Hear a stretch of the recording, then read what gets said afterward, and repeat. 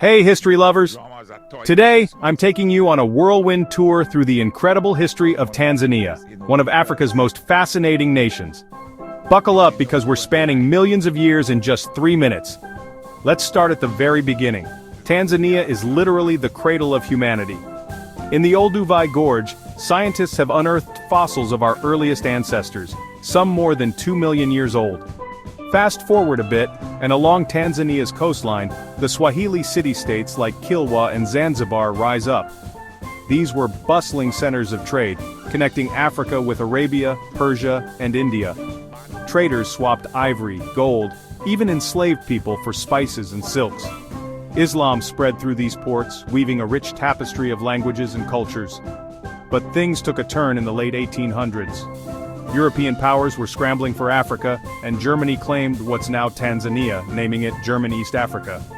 They built railways, set up plantations, and tried to control the land, but the Tanzanian people fought back. The Maji Maji Rebellion from 1905 to 1907 was one of Africa's earliest and bloodiest uprisings against colonial rule.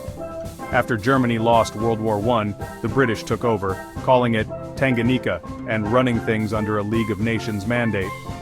But by the 1960s, change was in the air. In 1961, Tanganyika gained independence, led by schoolteacher-turned-revolutionary Julius Nyerere. Just a few years later, in 1964, Tanganyika united with Zanzibar, a nearby island that had just overthrown its Arab sultan in a bloody revolution. Together, they formed Tanzania. Nyerere's vision was African socialism, called Ujamaa. He encouraged rural development, equality, and self-reliance. The country made huge gains in literacy and healthcare, but the economy struggled.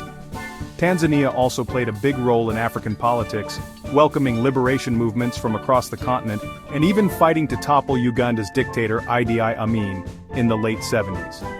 By 1985, Nyerere stepped down peacefully, and the country began moving towards multi-party democracy and economic reforms. So what about today? Tanzania stands out as one of Africa's most peaceful and stable nations. It's a land of natural wonders. Mount Kilimanjaro, the Serengeti, Zanzibar's shores. More than 120 ethnic groups live here, united by the Swahili language. Challenges like poverty and corruption remain, but today's Tanzania is brimming with hope and unity. And there you have it, Tanzania in just 3 minutes.